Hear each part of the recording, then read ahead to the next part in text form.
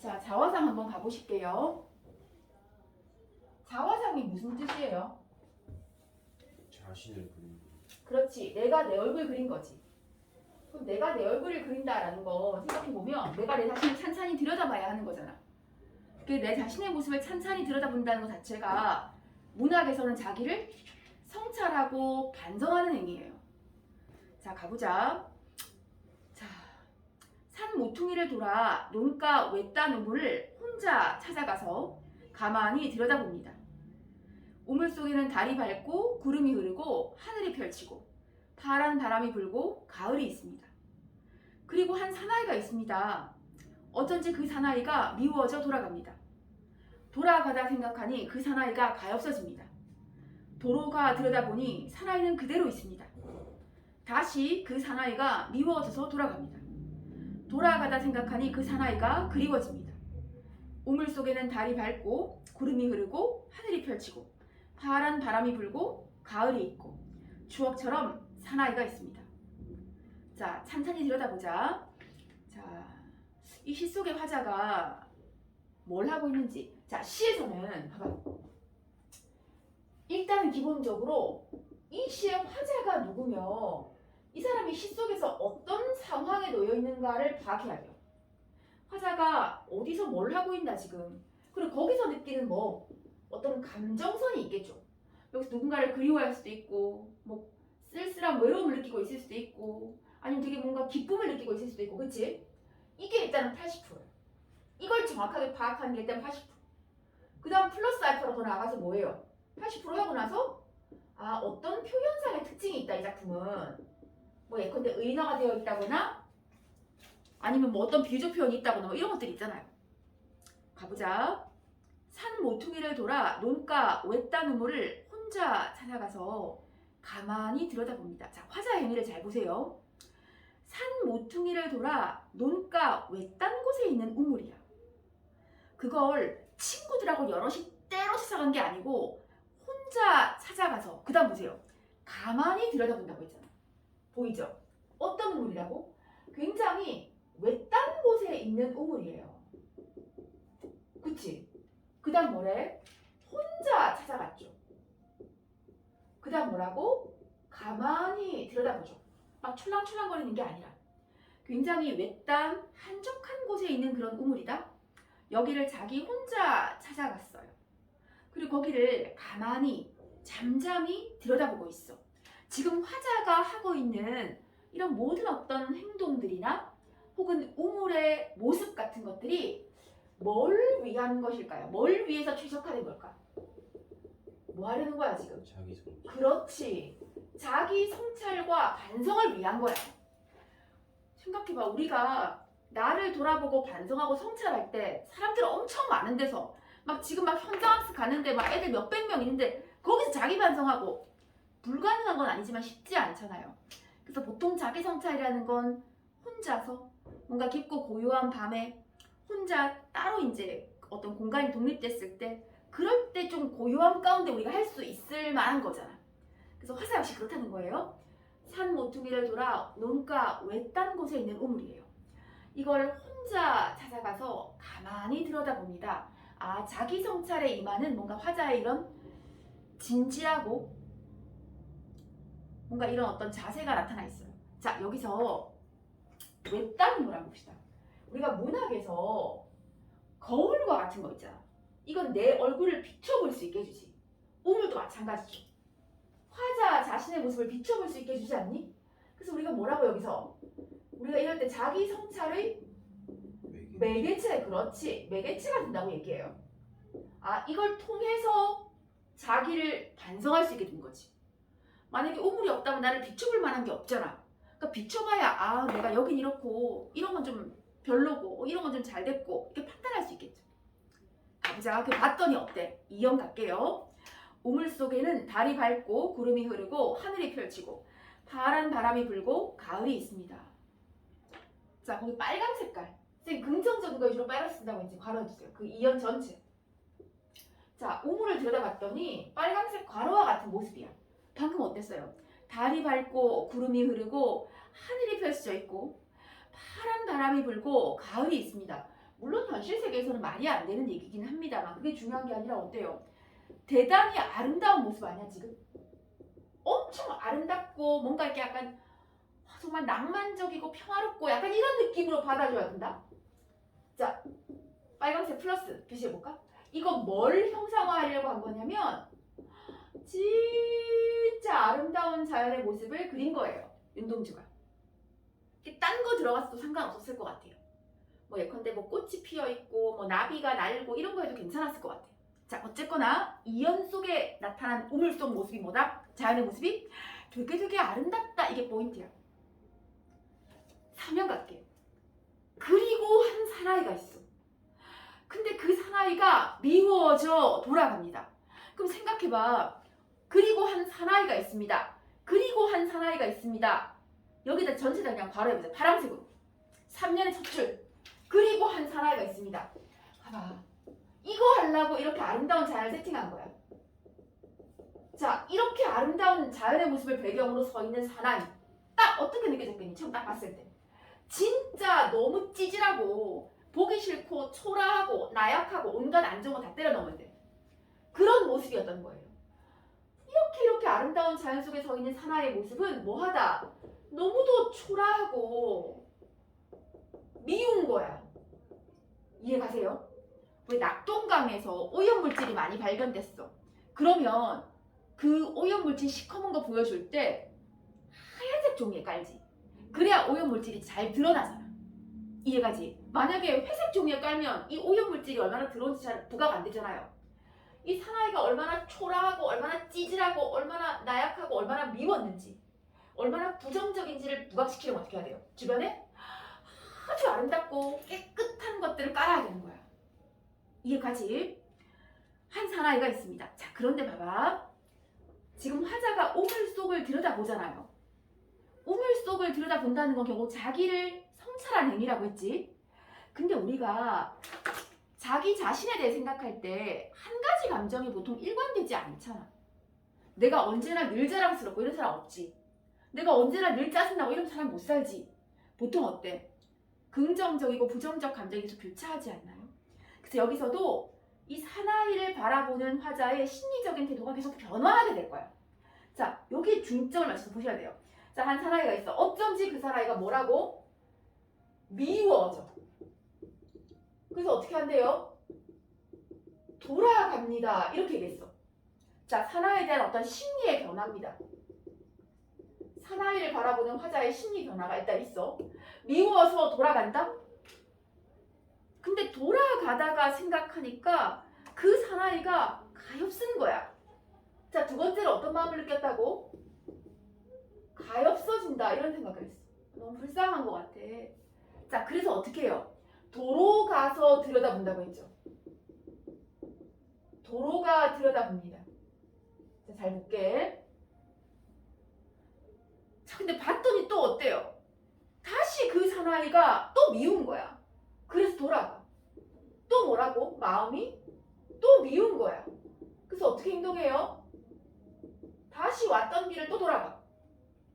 자, 화자가 이 사나이를 바라보는 심리적인 태도가 처음에 너무 미웠어. 그래서 돌아가 버렸네. 근데 가자 생각하니까 또 불쌍한 거야. 그래서 도로 가서 또 들여다봤네. 근데 가서 보니까 또 짜증나고 미운 거야. 그래서 어떻게 한다고? 또 돌아가 버리지. 맞죠? 정서에서 변화하지. 근데 돌아가다 생각하니까 이제 어때요? 그 사나이가 그리워집니다. 이렇게 얘기했어. 자, 그럼 1차적으로 사나이를 바라보는 화자의 심리가 계속 변화하고 있어요. 그치? 근데 이럴 수도 있는 거잖아. 내가 우물을 들여다보고 있는데 처음엔 사나이가 미웠다? 그러다가 좀 불쌍하다는 생각이 들었다? 그러다가 다시 좀 밉다는 마음이 들었다? 그리고 그리웠어. 이렇게 그냥 전개될 수도 있어요. 근데 이건 화자가 우물을 계속 그냥 들여다보고 있는 게 아니라 어때? 어떤 구체적인 행동을 하잖아. 이 심리에 따라서. 그렇지 않니? 심리의 변화에 따라서 구체적인 행동으로 이게 이어지고 있다는 거야. 자, 이 작품의 표현상의 특징 가운데 하나예요. 아, 화자의 심리 변화가 행위를 통해서 나타나고 있다는 거야. 알겠지? 자, 이렇게 화자의 심리가 어떤 화자의 심리가 변화한다는 것, 화자의 심리가 변화한다는 것, 바꿔 말하면 뭐예요? 자기 자신에 대한 애증의 감정을 반복한다는 건 내적 갈등 상태에 있다는 뜻이기도 해. 이해가요? 내적 갈등이라는 게 이런 마음과 저런 마음과 여러 가지 마음들이 혼재되어서 마음이 어지러운 거야. 알겠지? 바꿔 말하면 화자가 이 과정들이 다 뭐하고 있는 거라고?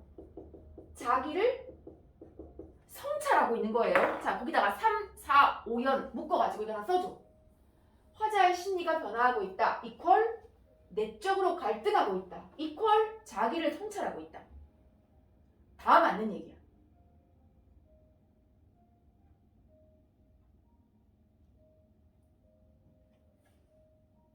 됐지? 다 맞는 얘기예요. 중요하다. 자, 3, 4, 5연에서 화자는 사나이를 바라보는 심리가 변화하고 있습니다. 그러니까 뭐야? 내적으로 갈등 상태에 있는 거야. 미웠다가 불쌍했다가 또 미웠다가 짜증났다가 막 여러 가지 감정. 근데 사실은 이 사나이가 화자 자신이지. 그럼 자기에 대해서 이런 여러 가지 감정을 겪고 있다는 건 자기를 성찰하고 반성하는 행위이기도 하거든요. 자, 그 다음 다시 5연에 자, 근데 돌아가서 생각하니 그 사나이가 그리워집니다 했죠. 자, 요거. 자, 이건 그냥 막연하게 사나이를 그리워했다라는 뜻으로 해석하기 힘들어요. 우리가 이제 앞으로 차차 공부할 거지만 시어나 식구의 의미에 옳고 그름을 판단하는 문제들이 있어. 이럴 때 기준이 돼야 되는 건 작품 전체의 주제거든. 화자가 사나이를 그리워한다고 할 때 이 그리움의 대상은 누구라고 이해하냐면 누구라고 이해해야 될까? 자신, 자기 자신 맞아요. 자, 근데 특별히 어떤 자신이냐면 자기가 너무 미웠잖아. 그리고 한편으로 되게 불쌍하다는 마음도 들었잖아요. 과거에 그러다가 그렇지 또다시 밉다는 마음 들었지. 근데 이때 그리워진다는 건 자, 주의해야 되는 게 과거에 어떤 자신을 그리워하는 거냐면 굉장히 순수했던 사나이의 모습을 그리워하고 있는 거예요. 그러니까 화자가 미워하고 있는 게 사나이 자체는 아닐 거야. 사나이의 어떤 특정한 모습이 미운 거 아닐까? 예컨대 이 시를 윤동주가 지었다는 점을 고려하면 뭐 일제강점하에서 불정한 현실에 적극적으로 맞서 싸우지 못하고 뭔가 늘 두려워하고 약간 소심해지고 나약하고 이런 자기를 뭐라고? 미워했을 거예요. 근데 한편으로 이런 암울한 시대 현실 속에 살아가는 자기가 불쌍하기도 할 거잖아. 맞지? 그 점을 생각하면 여기서 화자가 그리워하고 있는 사나이는 그냥 나약하고 소심하고 찌질한 그런 사나이가 아니고 뭐라고? 과거에 순수했던, 그러니까 뭔가 불의한, 부정한 현실 앞에 숨거나 두려워하거나 피하거나 이러지 않았던 정말 순수했던 그런 자신을 그리워하는 거예요. 자, 그럼 생각해봐. 그런 사나이가 그립다. 그럼 논리적으로 그 다음에 어떤 행위를 해야겠니? 과거에 그런 순수했던, 뭔가 용감했던, 뭔가 그렇게 오염되지 않았던 내 자신이 그리워. 그럼 논리적으로 그 다음에 어떤 행위를 해야 돼? 그런 자신의 모습을 그리워하면 그런 자신을 회복하기 위해서 애써야 되지 않을까? 이해가요? 무슨 말인지? 그런 내가 너무 그립다? 그럼 순수했던 자신의 모습을 회복하기 위해서 애써야 돼. 맞지? 이래야 이해된다. 순수했던 자신을 회복하기 위해서 회복하겠다고 분명히 결단했을 거예요. 자, 그럼 어때? 더 이상의 자기 혐오나 자기 갈등이나 괴로움에서 벗어나서 이제 결론이 난 거야. 그래, 물론 내가 이런 부족하고 밉고 찌질한 면도 있지. 하지만 과거에 이렇게 순수하고 용감했던 긍정적인 나의 모습도 있잖아. 그럼 그런 나의 모습을 뭐 하자 이제? 회복하자. 자, 그럼 이제 어떻게 돼요? 과거에 계속 이어졌던 3, 4, 5에서 이어졌던 내적 갈등이나 뭐 자기 미움이나 이런 것에서 벗어나가지고 뭔가 자아의 화해와 화합을 이루게 되는 거야. 뭔 말인지 알겠니? 내가 나 자신을 미워한다는 건 굉장히 괴로운 얘기잖아요, 사실. 근데 이제 여기서 벗어나서 그래, 앞으로는 그렇게 살지 말자. 그렇게 무기력하고 나약한 내 모습으로 살지 말고 그렇게 순수하고 용감했던 나의 모습을 회복하자. 그치? 그리고 이렇게 살아가자 라고 결심했을 거라고. 그래서 자아와 화해를 이루었을 거예요. 자아의 화합을 이뤘을 거라고. 자, 그 부분이 마지막 연에 있습니다. 가볼게. 우물 속에는 달이 맑고 구름이 흐르고 하늘이 펼치고 파란 바람이 불고 가을이 있고 여기까지는 똑같네. 굉장히 아름다운 자연의 모습 있죠. 이현이랑 똑같네, 그치? 자, 근데 그 다음이야. 아름다운 자연의 모습을 배경으로 이제 뭐야? 추억처럼 사나이가 있습니다. 잘 생각해봐. 아까 이현 상녀는 어땠어요? 아름다운 자연을 배경으로 되게 찌질한 사나이였잖아. 서로 상반되는 모습이었지. 근데 오연은 어떻게 해요? 자, 빨간색 과열해볼게요. 우물 속에는 달이 밝고 구름이 흐르고 하늘이 펼치고 파란 바람이 불고 가을이 있고 추억처럼 사나이가 있습니다. 전체 빨간색. 전체 빨간색 해볼까요? 이건 뭐예요? 지금 아름다운 자연과 누가? 사나이의 모습이 대조 대비되는 게 아니지 지금. 어때요? 조화를 이루고 있지 않니? 아름다운 자연과 사나이의 모습이 조화를 이루어. 이 풍경 속의 사나이는 너무도 뭔가 순수하고 멋지고 이 자연의 한 풍경, 한 조각처럼 어우러진 이런 모습이거든. 알겠지? 그래서 앞서서 밉고 찌질했던 그런 사나이가 아니고 진짜 순수하고 뭔가 용감하고 이런 사나이의 모습으로 마지막 면에서 나타나고 있는 거예요. 자, 그래서 거기 표시 한번 해볼까? 현실의 자아와 화해가 이루어지고 있다. 내적인 갈등이 해소가 되고 있다. 조그만 글씨 나와 있는 거 있죠? 자, 시는 짧잖아. 짧은 게 더 어려워. 이게 얼핏 보면 쉬운 것 같지만 어려운 문제 한 100개를 만들 수 있어요. 그래서 작품 자체를 그럼 어쩌란 말이냐 나한테 천천히 많이 읽어봐야 돼. 그리고 이 작품을 깊게 이해하기 위해서 애써야 돼. 그리고 할 수 있다면 이 화자의 정서에 공감해주면 제일 좋아. 얘는 얘고 나는 나고 이러면 약간 100%까지 못 가거든요. 다시 봐봐. 윤동주는 되게 자기 자신에 대해서 엄격한 사람이었다고 해요. 증언하는 사람들이 말하기를 타인에게 관대한데 스스로 되게 엄격한 사람.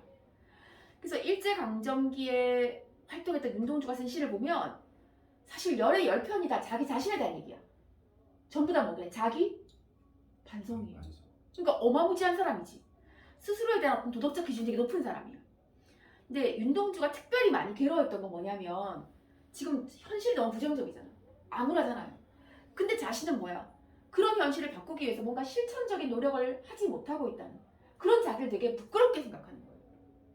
그러니까 약간 이런 거 있잖아. 요즘은 그런 거 워낙 사회적으로 이슈가 되고 문제가 잘 없지만 우리 반에 일진 비슷한 애가 엄청 힘없는 애를 괴롭혀 맨날. 나는 이게 잘못됐다고 생각하잖아. 근데 내가 적극적으로 맞서서 걔를 돕지를 못하는 거야. 야, 그거 잘못됐잖아. 너 그러지 마. 이렇게 말을 차마 못하겠는 거야. 왜? 난 너무 무섭거든. 나도 맞을 수도 있잖아. 근데 그런 자신을 끝없이 반성하며 괴로워하는 거야, 내가. 뭔 말인지 알겠죠? 예컨대 윤동주가 그런 상황에 있는 거지. 일제강점기라는 거대한 시대, 그 부정적 현실 앞에서 막 적극적으로 막 싸우지를 못하는 거예요. 그런 내가 너무 괴롭고 부끄러운 거야, 나는. 자, 그 점을 생각하면서 다시 볼게요. 산 모퉁이를 돌아 정리해볼게. 논가 외딴 우물을 혼자 찾아가서 가만히 들여다봐요. 뭐라고? 굉장히 고요한 속에서 굉장히 진지한 자기 반성을 시작하는 겁니다. 우물 속을 가만히 들여다보는 거지. 자, 봤더니 어때? 우물 속에 달이 밝고 구름이 흐르고 하늘이 펼치고 파란 바람이 불고 가을이 있었어. 너무너무 아름다운 자연의 모습이다. 자, 그리고 한 사나이가 있었어. 이런 아름다운 자연의 모습과 완전 극반대, 극대비, 극대조. 이 사나이의 찌질함을 이 아름다운 자연이 부각시키겠지. 자, 이제부터 뭐라고? 그 사나이를 바라보는 화자의 감정선의 변화를 보셔야 돼. 뭐하다? 어쩐지 그 사나이가 미워져 돌아가. 처음에 미웠어, 그지? 돌아가다 생각하니 그 사나이가 가엾어 불쌍해. 그래서 다시 가서 또 들여다보죠. 그랬더니 사나이가 그대로 있다. 근데 또 사나이가 미워져서 또 돌아가. 돌아가다 생각하니까 이제는 사나이가 그리워져. 자, 선생님 중요하다고 했죠. 화자의 심리가 계속 변화하고 있어요. 이렇게 마음이 바뀐다는 건, 사나이를 바라보는 자기 마음이 바뀐다는 건 자기를 이렇게 치열하게 성찰하고 있는 거야, 사실은. 내 자신을 미워했다가 좋아했다가 또 불쌍해했다가 이건 자기를 성찰하고 있는 거예요. 내적 갈등 상태에 있다고도 말할 수 있어요. 그치? 자, 근데 마지막에 돌아가다 생각하니 그 사나이가 그리워집니다 라고 얘기했죠. 이때 그립다는 것은 그래, 좀 전까지 사나이를 미워했잖아.